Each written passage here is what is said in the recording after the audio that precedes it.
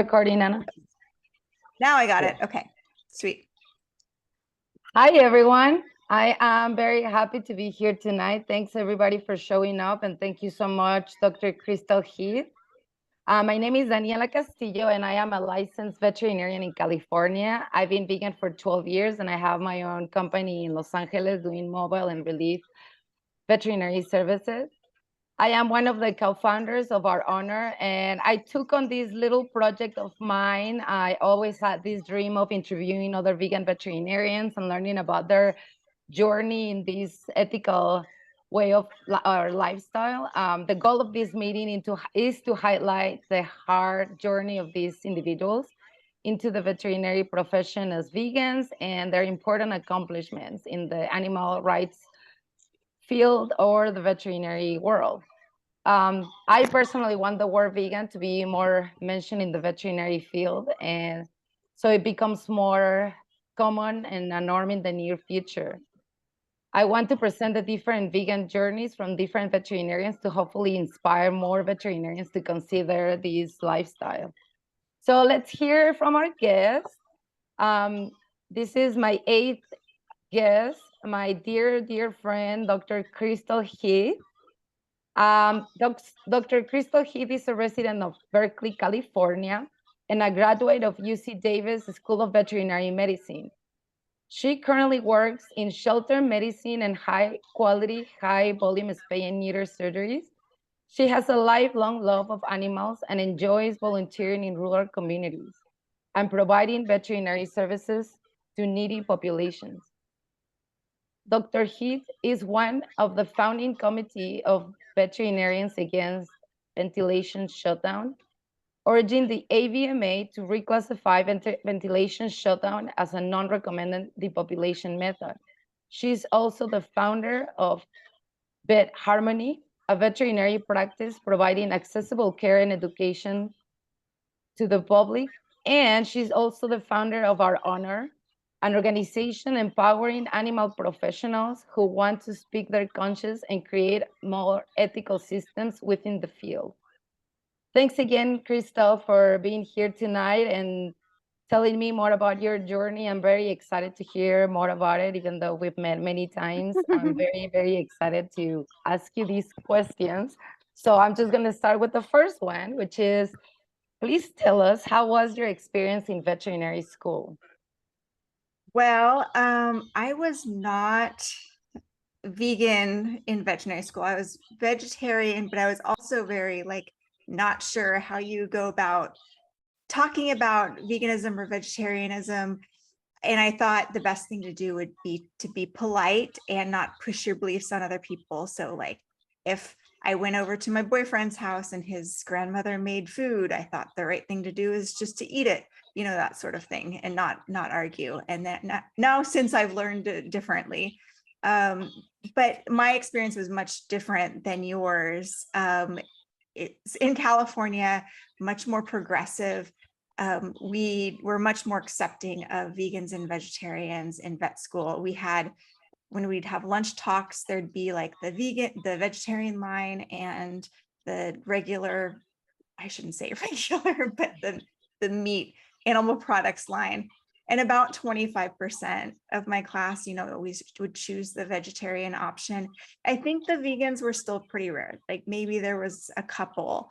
And whenever there was the option for to choose a meal that was vegan, I always went for that. But I wasn't vegan just because it was too, I couldn't get my act together. My vet school experience was pretty rough just because I was going through a lot emotionally and mentally. I had an alcoholic boyfriend. I had 2 horses. I also had a business, and I was going through a lot of mental health problems. And it started off really rough because I was really sick when I started vet school. I had captured some sort of virus, and I was, showed up to class just look snot-faced, wrapped in a blanket, shivering, I don't want to miss, the first few classes. But I was, sitting in the back of the room. Nobody really got to know me because I was so sick. And I think it really made a bad impression to start off with. I kind of missed the whole clique formation part of it. And then like, because of my emotional problems, I was having severe back pain. And so I would often go to the back of the room, and there was like this counter, and I would lay down on the counter in the back of the room and listen to lectures. And sometimes I'd even have to like miss class because I just couldn't sit there. So that was tough. And I've come to learn like the whole back pain thing is really interesting. It's psychosocial, physical. And now, since I've kind of resolved my issues, I don't have any pain. I don't get sick anymore. My life is so much better. And whenever I start having back pain, I really have to look at what's causing this here. This is something emotional that's happening that's causing me to have this pain. So I was pretty much, throughout vet school, I was just trying to like get through and like do the bare minimum. And I couldn't really investigate some of these ethical issues because I had so much going on in my life. But I do remember having some of these ethical discussions, a discussion around horse slaughter. That was a big deal because we recently we didn't ban horse slaughter in the United States, but we didn't allow any inspections to happen. And so that pretty much shut down horse slaughterhouses. But then we also had this huge unwanted horse problem, which was kind of somewhat of a myth, I think. I mean, it was a problem, but it was kind of something fabricated too, I think, by the industry of like, look, you guys banned horse slaughter, now you're making horse welfare so much worse. And I remember just kind of the disingenuous ethical discussions that we would have, where it's like, oh, we need to have slaughter available as an option to get rid of these unwanted horses. And it's like, well, there's another option, and that's, we make sure breeders take responsibility for the horses that they bring into the world. We make the AQHA, the Jockey Club, all these horse organizations pay to make sure that unwanted horses aren't abused and abandoned and neglected. They're either humanely euthanized or they go to a sanctuary or something like that. So I just remember like there's all of these ethical discussions that I just didn't have the bandwidth to investigate at the time. And I'm just like putting my head down and trying to get through. So that was kind of my experience. And yeah, I wish I could relive it, but now I get to relive it through all the students of our honor. So that's kind of fun.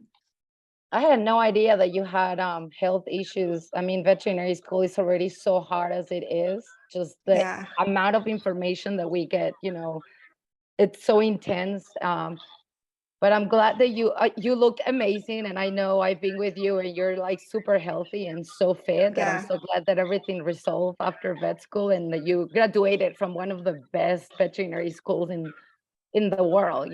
So I'm so proud of you that you just, suck it up and Yeah. did it. I mean, yeah, thank you. I remember after vet school, I still had my horses and everything. And so I would bring my horses back to the school for checkups and stuff. And it was like a month later, and I come back, and the person who saw the professor who saw my horses, he's like, you look completely different. Like just after leaving vet school, like he's like, you look so refreshed and everything, it's just like leaving that and starting on your own. It's like, oh, everything's so much better now. Yes, that's what it means to finish vet school for sure. Yeah. So when and how was the moment that you decided to go vegan? I don't think I've ever asked you this. Yeah, there wasn't ever a moment. So I don't know when my vegan anniversary is, because it was like since I was 10 years old, I always wanted to be vegan. As soon as I, learned that we eat animals, it's like, well, is there a way around this? Can we not? And, my parents were very against it because I was already a very skinny child. And I think they were worried. I was very not athletic at all. And so then they were under the impression you really have to eat meat if you want to be healthy. But there are vegans out there, and I got some PETA materials and stuff. So I tried to go vegan or vegetarian. I don't think vegan was even a possibility at the time when I was 10. And then I went to a birthday party and they were having hot dogs. And me and my sister both at the same time, we told the mom, hey, we don't eat meat. And she made us peanut butter and jelly sandwiches instead. And I also had my friend too, Casey. So it was like the three of us who were like trying this. We were very much like the Lisa Simpsons. And my mom got so upset that we made the mom make us something different. She's like, you will eat whatever they give you, that sort of thing. So I my parents made it very difficult. So I kind of gave it up. But then when I moved out, I started again. And especially I house sat for some people who were PETA people. And I saw, this was like when I was 18, I saw what they ate and everything. And I was like, oh, and they didn't have any animal products in the house. And I'm like, this is what a vegan pantry looks like. This is the sort of things that they eat. Okay, this makes sense. And I couldn't dare, I felt so guilty bringing any animal products into their house. So I wasn't going to do that. So that's kind of when I really started, but it was still like all through vet school, I was vegetarian because I still didn't really develop that habit of like, what do you make? How do you feed yourself? And I still relied a lot on fast food. And back then there wasn't a whole lot of fast food options. So and I'm like, what's a little cheese on a bean burrito? It doesn't make much of a difference. And so it was really like, I don't even know when I was finally like, no, I'm not doing this anymore. But probably like when I moved to Berkeley or something, that was kind of like the cold, hard line of when I decided I'm not doing this anymore. And especially after being attacked by the ag industry, it's like, oh, I couldn't touch anything with animal products in it, even if I wanted to, after being attacked like that. So do you want to talk more about that attack? Are you talking about the flyer from 2020? Yeah, I mean, this is the whole like founding of our honor. So I started getting involved with Direct Action Everywhere, and this was around when they were banning fur in California through AB 44. So I got involved with lobbying for that and started sharing some of their posts on social media. And a lot of my colleagues reached out to me and were like, you don't know what you're talking about. You really should shadow a livestock vet. And I'm like, well, I studied animal science in vet school. I grew up as a 4-H'er. My neighbors raised cows, pigs, sheep, goats, etc. So I think I know what I'm talking about, but good point. I would be super interested to shadow a livestock vet and learn more about this because I do want to treat sanctuary animals too. So I posted on a veterinary Facebook group that I wanted to shadow livestock vet. And at the same time, this was during 2020 when COVID just happened and there was a lot of anti-Asian sentiment. And I posted something from Direct Action Everywhere that says it's racist to blame the Chinese wet markets for COVID when our factory farms here pose the same risk.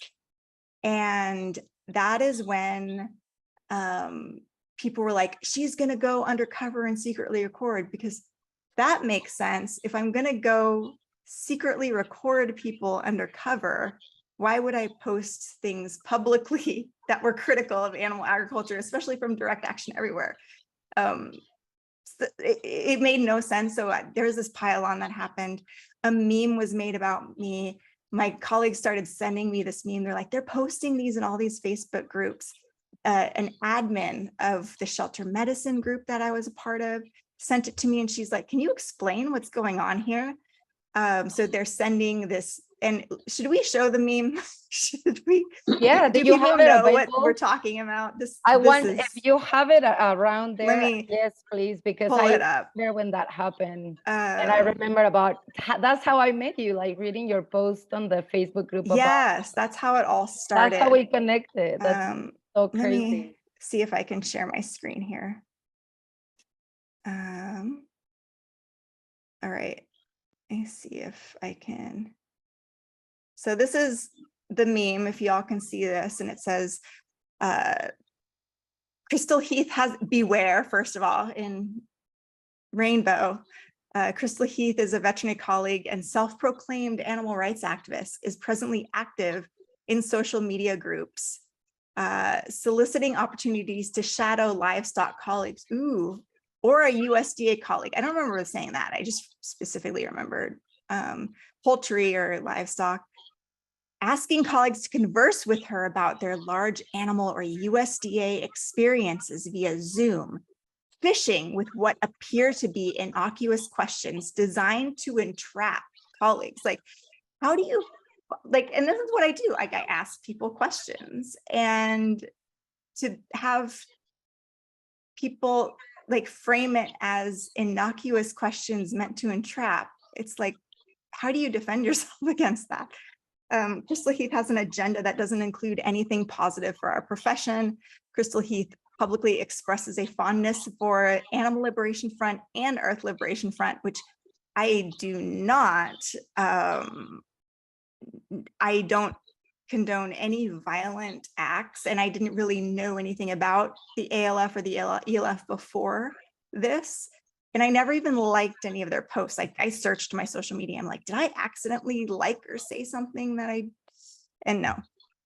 A known confirmed group of domestic terrorist organizations that operate in the shadows, collecting data from unsuspecting sources.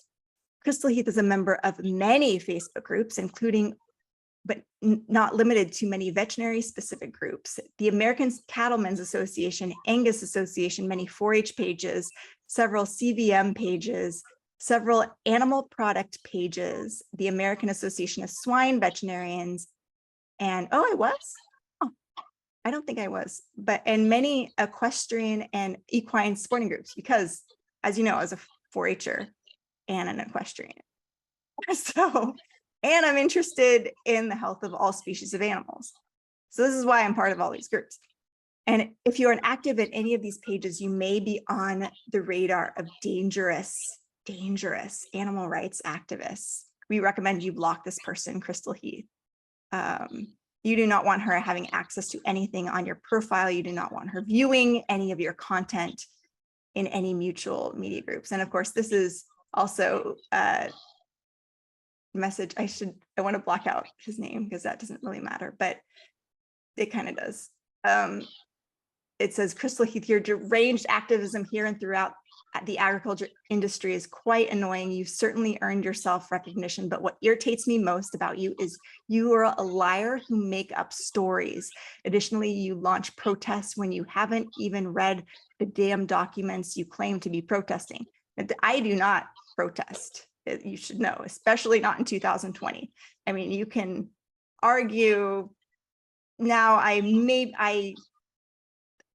maybe have put some my ideas out there about how protests should go, but I do not launch protests because I'm not a protesty person. I have opinions though, and I will tell them to people about how to protest correctly, but I am not a protesty person. Anyway, so that was the deal there. That was a horrible message, and I remember reading more messages very similar to these, and even to myself when I try to defend you. This is so horrible, and I really hope if any other veterinarians are watching this, they feel in your shoes, because it was such a bad flyer to be putting around and asking people to block you. Have you returned to any of the Facebook groups? No, because, and here's my call out to people, I am still blocked from all those Facebook groups. Many of my colleagues have still blocked me. So my Facebook doesn't get any traction, which is why I never post on there anymore. And I'm not part of any Facebook groups. So if people want to, be like, hey, admins, can you please add Crystal Heath back? She's kind of, not a terrorist. You're not a terrorist. You're only speaking up for our patients. And I really hope, I really hope that, they unblock you from these groups and these, it still feels like a nightmare. And I can't believe it happened, it's so hurtful. I'm so sorry this happened to you, friend. It is like it's weird. It's super isolating. I've gotten comfortable with it, and, but at the time I was like crying over it. I was just like, oh my God, what is happening? Like, I was so sad just for my colleagues too. It's like, and now I question anytime anybody is being attacked for any reason, I'm like, what is the real story that's going on behind here? And I am always trying to stick up for people who are being attacked and bullied like this.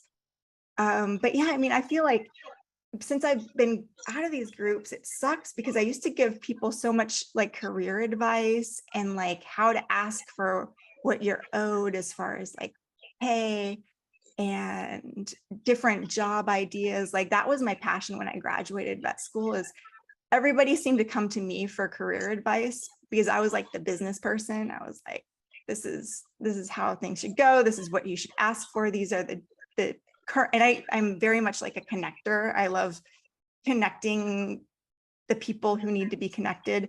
So it's like, this place is looking for a person, you would be the perfect veterinarian for this place, you know, that sort of thing. And now I can't do any of that anymore. So it sucks. But yeah, that's how our honor started. And then we got this FOIA, which is a Freedom of Information Act document from the USDA. And it basically shows how the pork board was involved in all of this. They were sending out this email telling people to block me.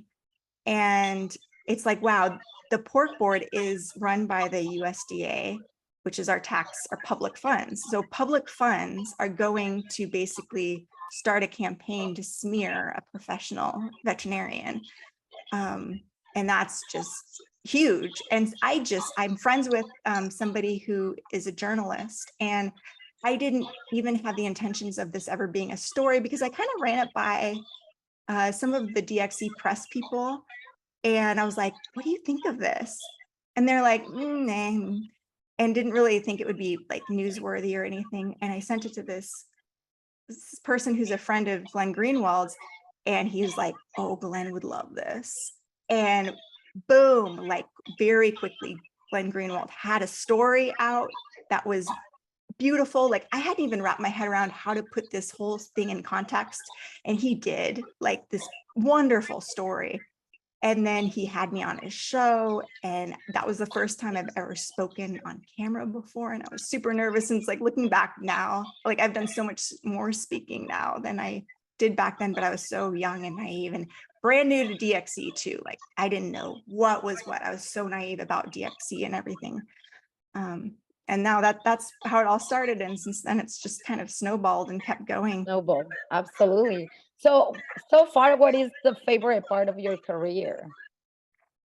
My favorite part is surgery, definitely. I love seeing animals in the shelter go from sick and scrawny and dingy to healthy and beautiful and ready to find a home. And that's the cool thing about shelter medicine, is we get to see our patients every day, and we know they're getting meds and we can check up on them.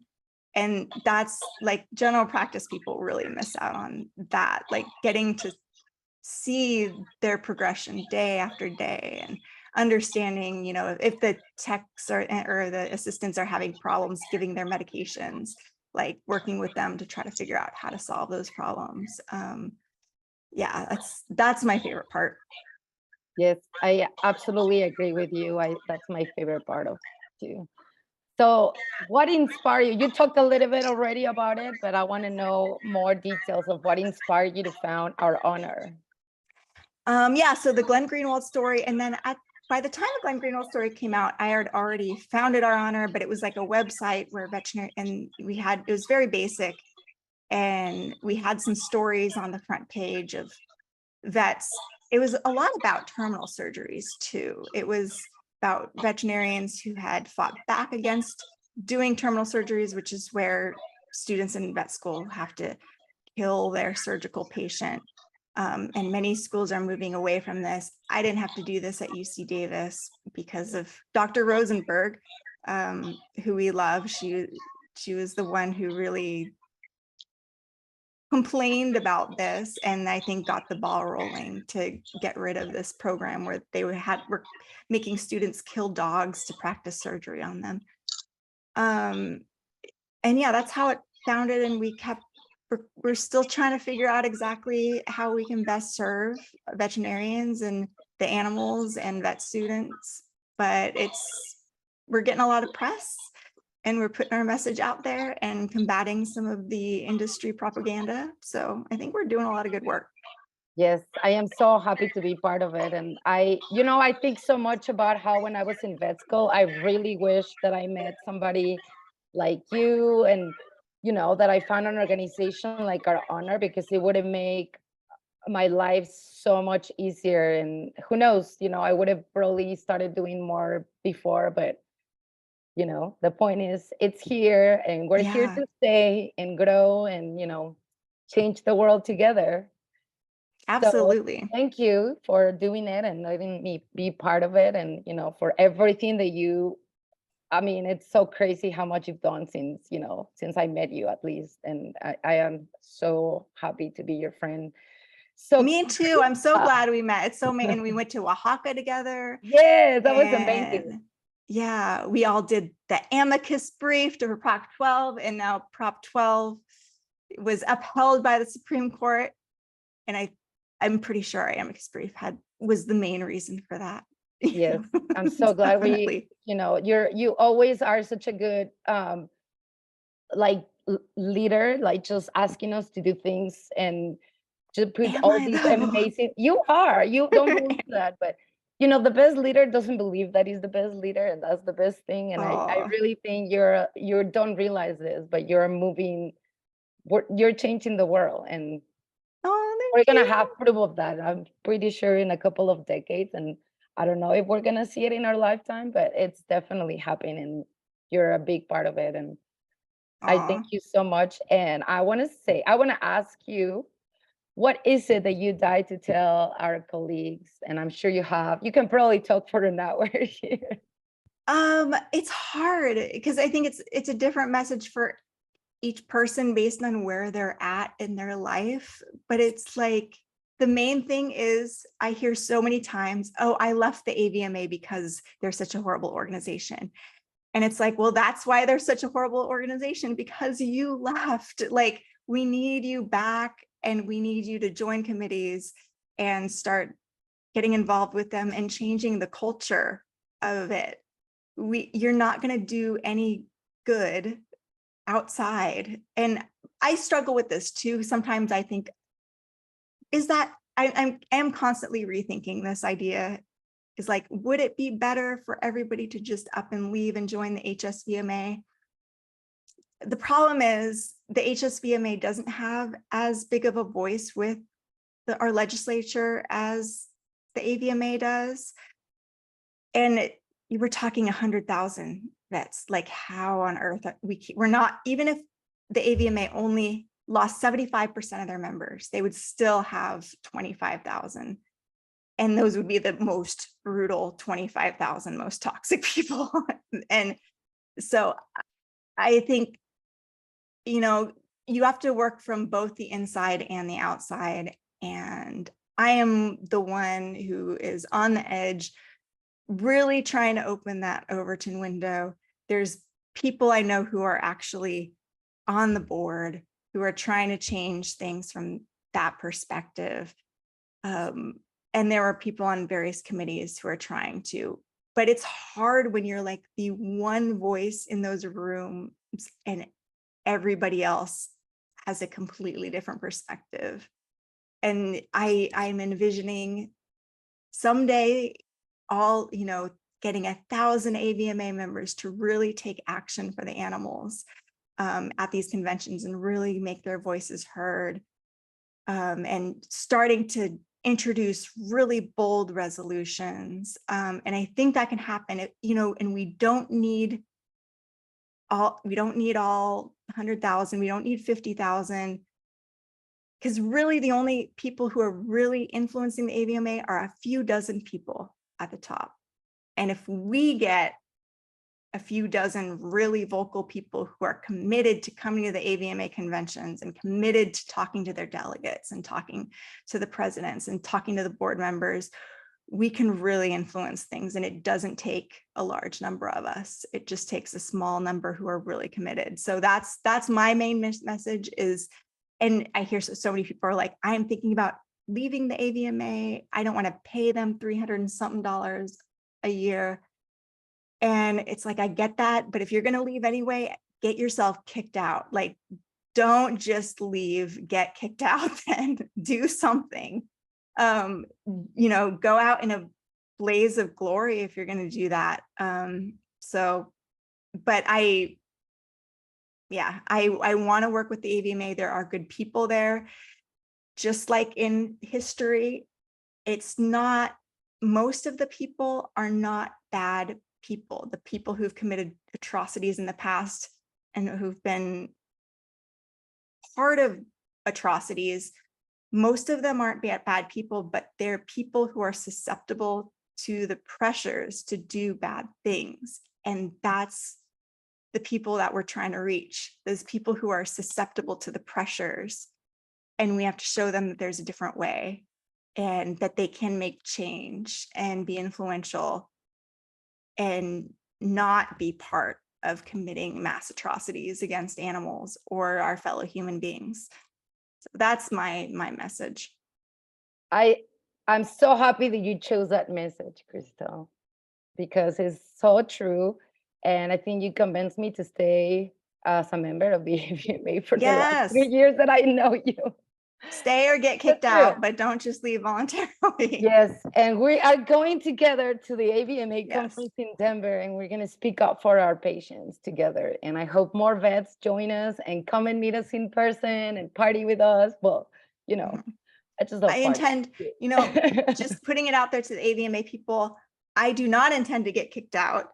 I want to just talk to people. No, me and Daniela are not going to do anything crazy. We are just normal vets who just want to have conversations. So like, we go there, they're all freaked out. Security is like on guard. It's like, there's no need for that. This is ridiculous, you guys. Like, it's so funny that you brought that up, because do you want to tell the story about the last conference when we were followed by a little Latina and a, thin white girl? Like, what can we do? Like, and we're just like walking down the halls, and it's like, why is everybody like looking at us and following us? This is weird. And then like we go to a talk, and then security would be like lined up all on the back. And then finally, like, you got so pissed, you're like, I'm going to ask him. No, I was so pissed at you, because I was like, you and your paranoia, like, that's enough, because of the poster. And I was like, listen, Crystal, I'm going to prove you wrong. You're being paranoid and you're crazy. And I was just like, hey, what's your name? Oh, my name is, da, da, da. And then I asked him, like, are you following us? Like, I was just trying to prove that you were like imagining things. And when he was said, that how it was? Yes. Oh my God. And when he said, yes, I was told to follow you guys, like, my heart just like fall on the floor, and I felt so terrified. Like, what is going on? Like, why would we, like, what danger do we represent? And that was shocking. Like, wow. Yes. I didn't know you. That's why you went up to him, was to like prove. I didn't believe it. I just didn't believe that I just don't think we even look dangerous.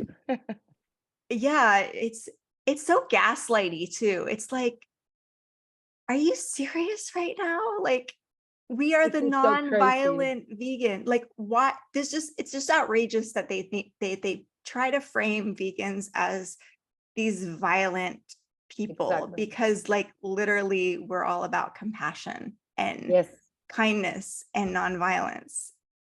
And you guys are the ones killing animals. Yes, they literally got angry at me for asking about the psychology damage on veterinarians for mass depopulations. Like, I just asked to one person, not in public, just to that speaker. So what if we just stop killing that many chickens? It's that easy. That's all we ask. Is it that, like? Can we talk about that incident? Because I cannot, like, you replay something in your mind and you don't know what exactly happened there. And am I like the whole thing with like you going up to the security guard, because you thought I was being paranoid. I don't remember it that way. I don't remember me being particularly paranoid. But like, can we talk about the humane endings talk at the convention and what happened after that? And if I'm remembering things correctly. So it was what Nathaniel Coleus giving his talk. I have his article right here in front of me, actually. But the title of the presentation was Psychological Implications of Humane Endings on the Veterinary Profession. And among other things, he described these PTSD signs in veterinarians from inflicting pain. So apparently this is something that I never actually knew it had a name, but because we veterinarians went to vet school to save animals and we care for animals. When we euthanize or depopulate, which is, a masculine of animals, apparently we suffer some depression and some, self-inflicted. Yeah. So it was so crazy that and I remember so clear that he said, this is a safe place. Please, everybody, nobody's going to judge you. I mean, there were topics like suicide and depression, and we were safe and da-da-da. And the talk finished. We approached the speaker by ourselves. Well, I was the one, he first asked, if you have any questions, come up. And that was weird because usually like you raise your hand and you ask a question. And so I looked around and I decided to go up, and first I was like, hey, I like offered to shake his hand. I'm like, great talk. You're a very engaging speaker. But he immediately, like, it almost looked like he started like cold sweating. And he was very tense. And I was like, kind of caught by how tense he was. And I'm like, can I just like ask you, what has the activism around ventilation shutdown, what effect has that had on the conversations that are being had at the AVMA? And then from what I remember, Sia Johnson comes up and she's standing right there and looking very angry at me, like very intimidating to me. And she says basically that the panel looks at the data and they don't listen to activists or politicians or anything like that. They go by the data. And I said, well, the problem is that the data is made by the industry. Like the industry is funding the science that creates the data. So there's that whole problem. And then she's, like, but the USDA is the one who decides what to do. And I'm like, well, the USDA looks to the guidelines that the AVMA puts out to decide what to do. And then I think you came up and I don't remember exactly what you said. I remember you were talking about how this has affected you mentally. Yes. Yeah. And then, you talked for a little bit, then we went outside. And then we talked for a bit, and I remember Sia Johnson calling over, was it Elizabeth Strand or something? It was a very tense conversation. I didn't feel like it. I wish we could have all just gotten together and like talk this out in a kind of more calm way. I felt like all emotions were high,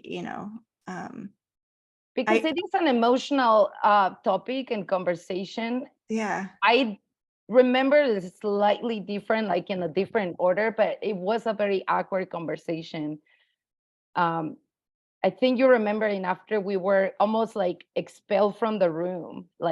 Well, the next talk was starting, so I understood that, and I didn't want to get in people's way. So, but it was very like weird, and I just didn't feel welcome, and like I just feel so much defenseless in the air, and like it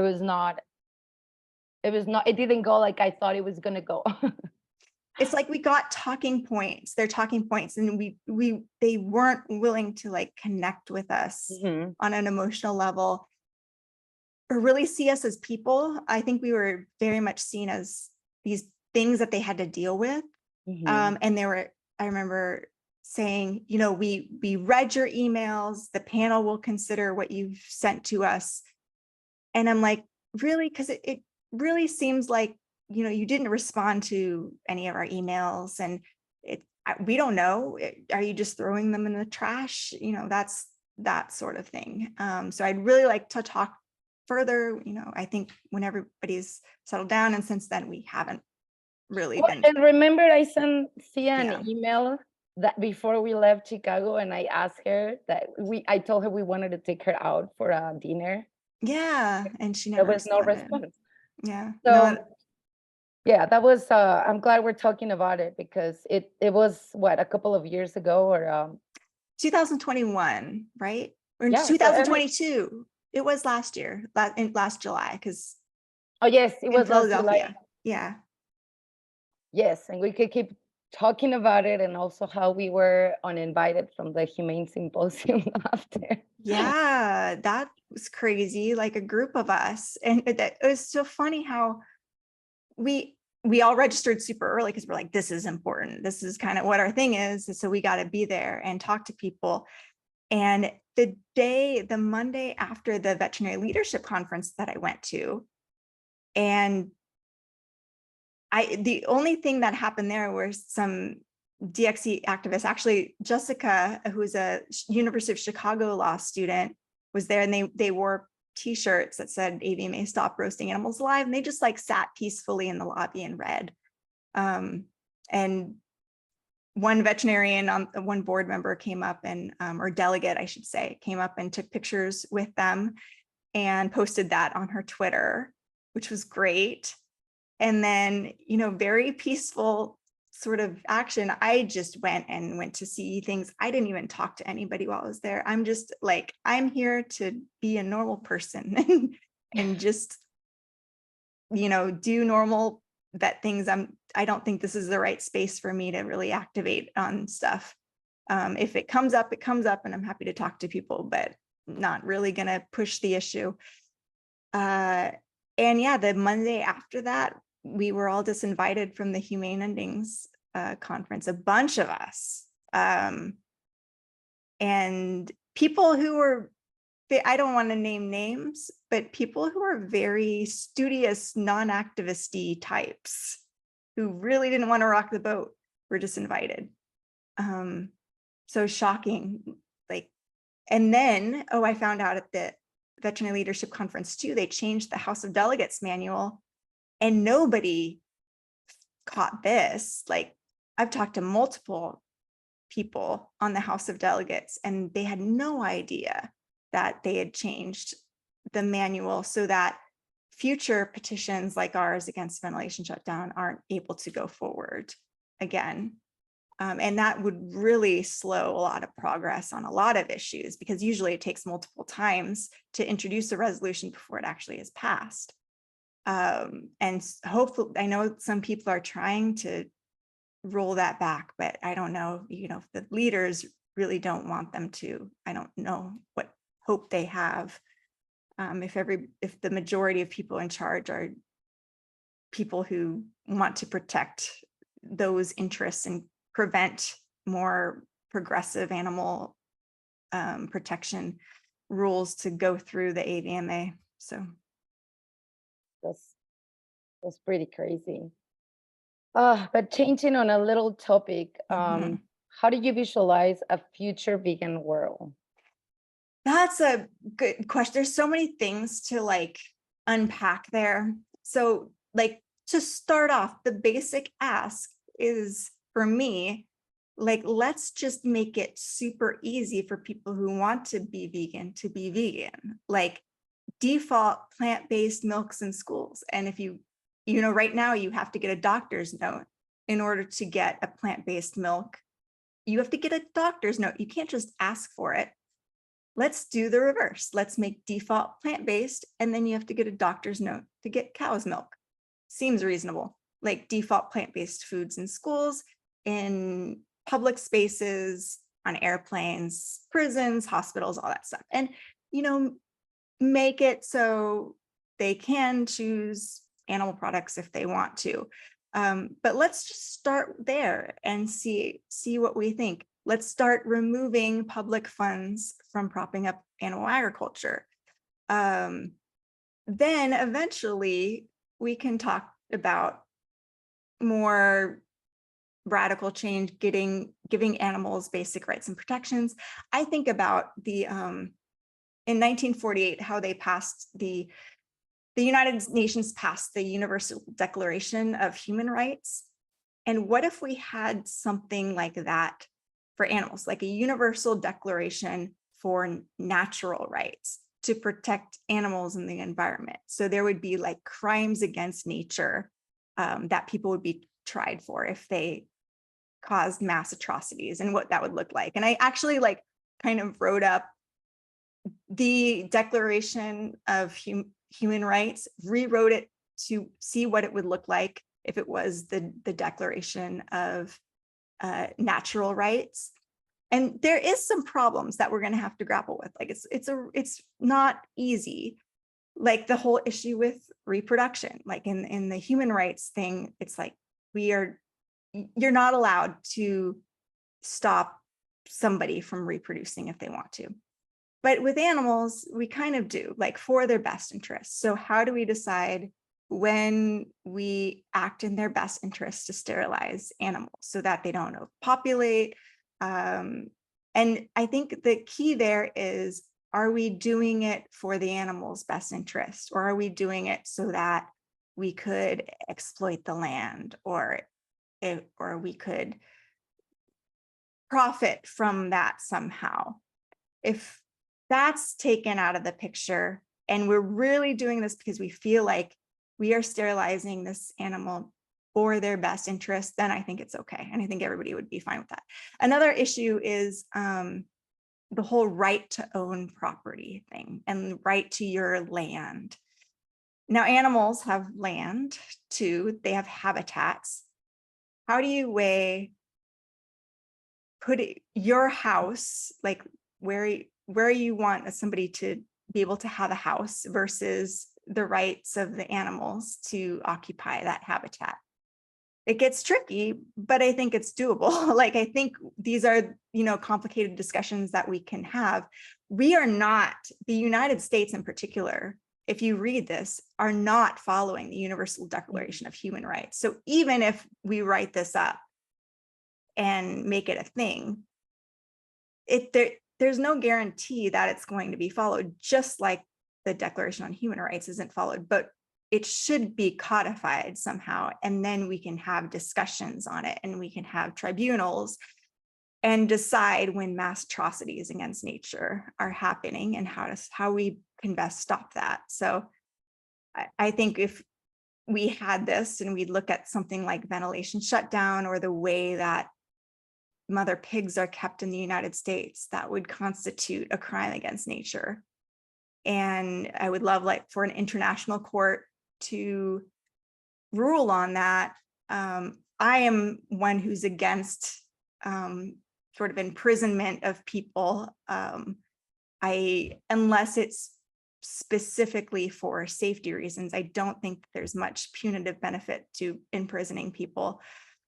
I think we imprison far too many people. And I just remember Ben France, who just recently passed away, who's a prosecutor at Nuremberg. He tried the doctors who committed these mass atrocities against humans, and he was when they were determined to be guilty, and many of them were hanged, he had a problem with this. He didn't necessarily think that they should be hanged. So it's like, what is the punishment? What is the best way to enforce these sorts of things in an ethical way? It's a challenging issue, but it's fascinating, and it's such a shame that the veterinary profession doesn't want to engage in these fascinating discussions, like these philosophical discussions of what the future will look like 10 years from now, 20 years from now, 30 years from now. And everybody says, oh, it'll be hundreds of years before we get rid of animal agriculture. And I definitely don't think that's true. I think we'll see drastic changes in this generation, as we already have in the past 60 years. We've seen drastic changes in animal agriculture and the way food is produced. And in a few years, things will change immensely. So that's kind of where I see. So like regarding pets, I wouldn't call them pets. I do want people to be able to have animals in their lives and interact with animals. I don't have children. I'm not going to ever have children, but I want animals in my lives. And I think it's important for people to interact with animals. So I think having animals is a possibility. So how do we go about ethically breeding animals? That's an interesting conversation in itself, if that's a thing that we want to do, and worth a discussion. So there's so many fascinating things that we could do here. So I love this conversation, and it really is just a start, like talking about these topics, and we are already talking about it in the veterinary field. You're a vet, I'm a vet, we have other vets talking about it. So I want pretty Sia sure. Johnson to be part of this conversation. I want Nathaniel Kalias, like, come Well, join us. Let's talk about it. Absolutely. I agree. We should, yes, I definitely like sitting on a table with some friends and just talking. You don't have to agree all the time about everything, but the point is to advance. The point is to get a better world for all species. I love what you said about the Declaration of Human Rights. It would be amazing to think of a universal world, because we are one planet. It's there's countries, but we are all under the same atmosphere and separated by the same oceans. So Totally. I love this. And like, we disagree about vegan cat food, but it's fine. Like, it's fine. We don't have to be heated about it. We can talk about ventilation shutdown and it not be heated. Like, we can go through what the facts are, and like the fact that we were denied, they were saying how producers needed a safe space and we wouldn't have created that safe space. It's like, no, how about we have a separate humane ending symposium where everybody comes back and they invite us and we can all have a discussion together? Is that a possibility? I don't think so, but I love that. I think the world is changing, Crystal. Remember the article that you just sent us about the students in Brazil that are soon going to learn about how to produce meat on a laboratory? Yes. That is huge. That is like Brazil, one of the most meat, eating countries, are basically about to teach their veterinarians, this group of people that are supposed to be in charge of food, to do it ethically without killing living, thinking, conscious animals. It's so amazing. And I think that it's just in all these little parts of the world, people are waking up and they are thinking and rethinking. And like I said on my last episode, it is us veterinarians. If it's not us, then who? Yes, right? We are the experts in animal health, deciding how animals are treated by society. And we are not doing that. Good job. And like, that's such an exciting article, but also kind of the whole thing was like, is this a threat to the veterinary profession? Like, and they also act like cell cultured meat is like the answer to everything. And I don't think it is. It's like a small percentage. The answer is beans, like stuff that we plants, like just not getting rid of the idea that we have to have like a protein at the center of your plate. Like beans, all of these vegetables have lots of protein. You can get enough just by eating that. You don't need cell cultured meat. You don't need fancy things. I absolutely agree.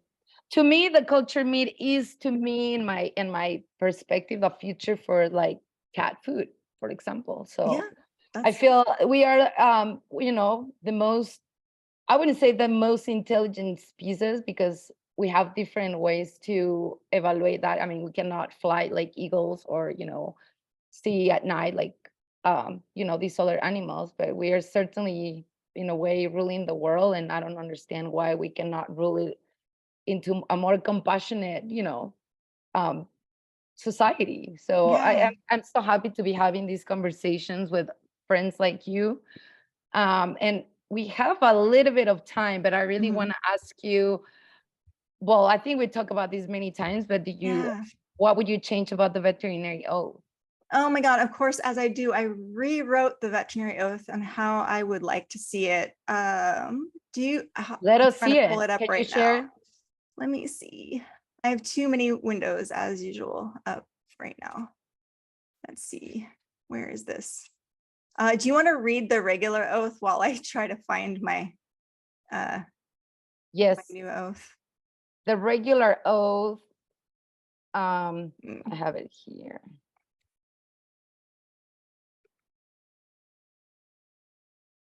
Let's see. Oh, here it is. Okay.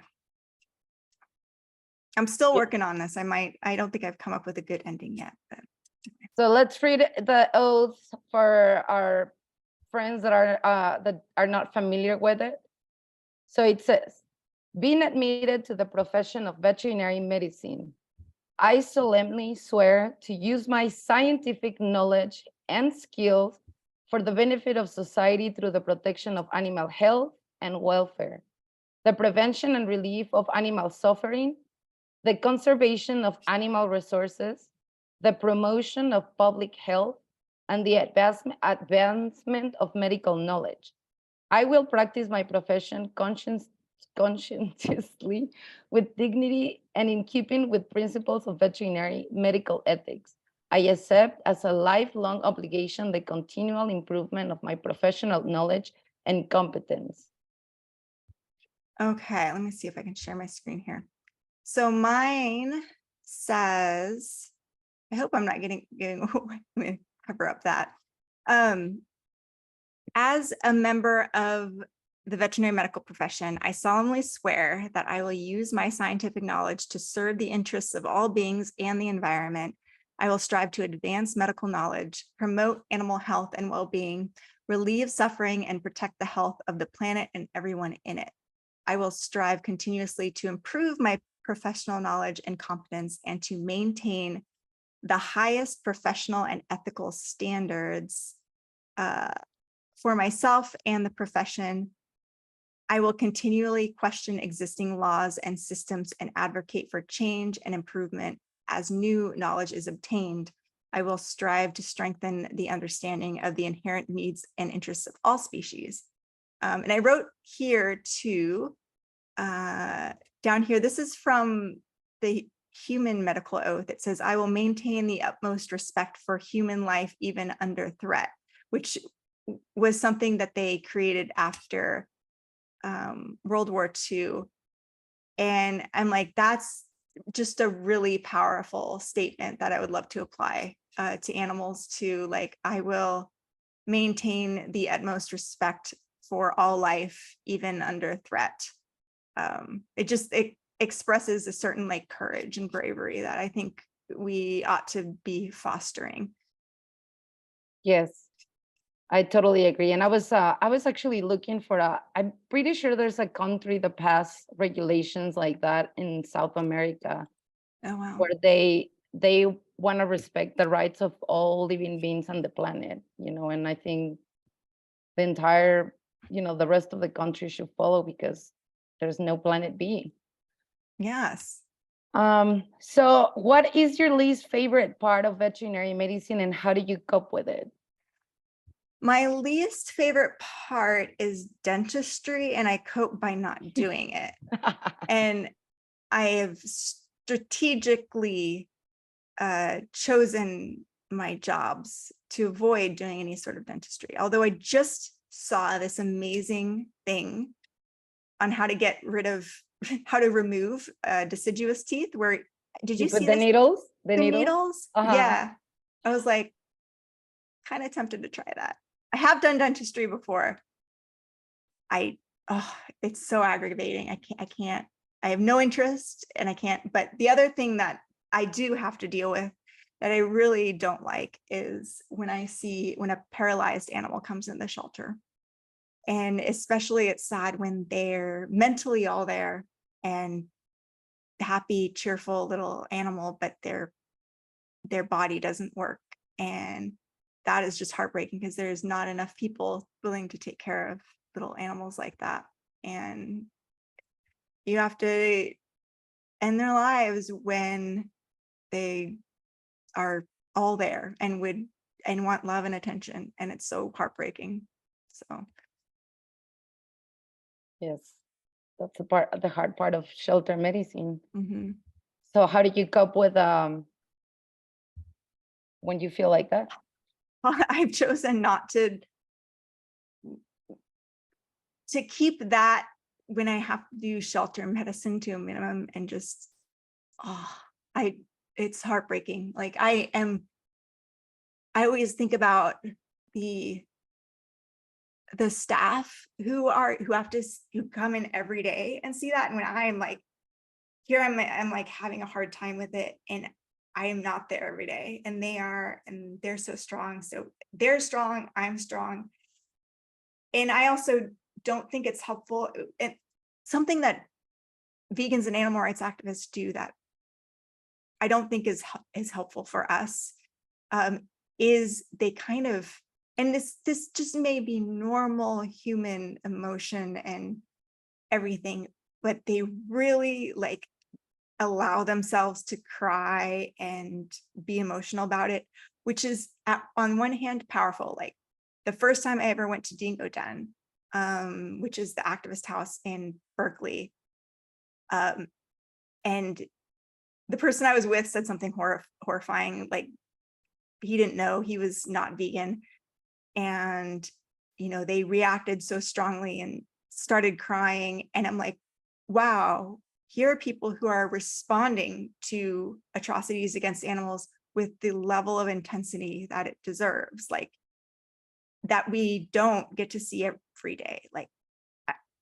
people are like having animal flesh on their plates and acting like it's fine, and here they are like really reacting in the way that it should be reacted to. But when you're in the shelter, you need to be strong. Like I don't think it's healthy to cry over every single one, because you just can't emotionally do it. So like the right level of emotional distancing, being strong for your colleagues is really important. And you have like, you're doing the best you can in the situation. You wish that there were more homes out there, but they're not. So we're releasing this animal from their defective body. They'll go on and hopefully be reincarnated into another form that will be a much more happy existence for them than they are now. So it's like we are helping them along to that. That can be a dangerous mentality though, because I have seen in some shelters, they take that a little bit too far, and you end up, killing animals who don't need to be killed. So it's a very fine line to draw. It's that you have to be really careful about. So Yes, we definitely need to have a balance, especially in our field, working with so many animals and seeing the things that we see. mhm. I'm so glad that you have a balance, you know when to keep, yourself together and not cry. It's really hard, but I can totally see the benefits, because Mhm. it's hard on other people to see a person that is supposed to be the leader just, fall apart, Mhm. But which there's also a power in that too, because you want them to be able to express emotion at times and not feel any shame for doing that. oh, I'm So definitely that person. I yeah, definitely don't keep myself together like that. so So, no shame if you can't keep yourself together. But if you are, like, I consider myself in a position of privilege where if I'm here, the person who can keep it together right now. So that's my privilege, and I'm happy to be that strength for people. And then other times, not always the case. So and that's a huge contribution, because mhm, again, I just cannot say enough times how most people don't understand how emotional our jobs can be, like from being playing with puppies and kittens to like the next mhm, 10 minutes you just get hit by a car dog that somebody found, and now you're just like the mood just went from here to here in two yeah, seconds and it's hard to keep the group, you're being in charge of your technicians and not and continue the day as you need to spay and neuter 50 animals. You Yeah. have to be a strong person, and that I really admire that from you, and I hope that you continue inspiring me, and you know, maybe Yeah. when I grow up, I want to be like you. Oh, I I'm want just to like a year younger than you. I'm just I want to be able to party like you do, but I just can't. You have to be Mexican. I'm sorry, I that's know. gonna be impossible for you. But we're here together, and you know, we help each other, and I am so happy and so honored to have you in my life. You Um, too.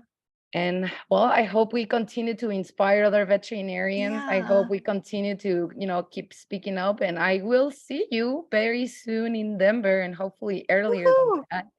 Yay. Hopefully So other people watching this will come too. yes, I hope they are Check welcome out to the come AVMA and meet us. convention. Yes, July 14 to 18, we're definitely gonna be there, and hopefully you can join us for a beer or a coffee or a vegan Yes. meal, or just, you know, a conversation. We're more than happy to talk to anyone. Our hearts and our minds are always open. Anybody. Like if you have an issue with the way I've gone about anything, I'm happy to talk about it, and I will not bite your face off or anything. I am happy to listen. You will affect me.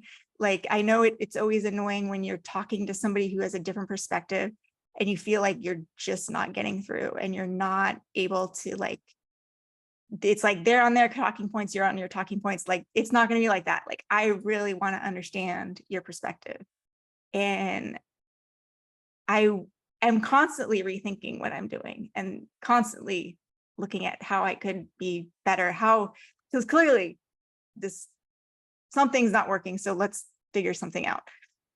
So I'm always here to talk to anybody. And if you have criticisms, if you just hate everything about me, like tell me, I don't care. Like I'm here to listen and take it in.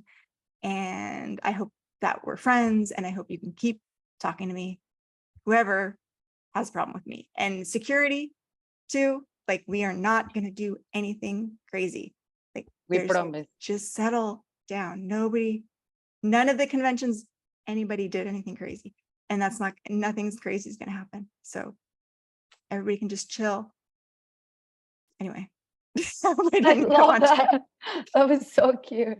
But anyways, we've reached a little bit past our hour. But I am so happy that, you know, you shared all of these with you. I learned so much new things about you. And again, I'm always so happy and honored to be part of your life and you being part of Yeah. mine. And I hope we continue our friendship and that we continue having more veterinarians join our personal agenda of saving Our animals, vegan agenda. our vegan agenda to veganize the world. So yeah, that's it. So thanks Yay. everybody for being here.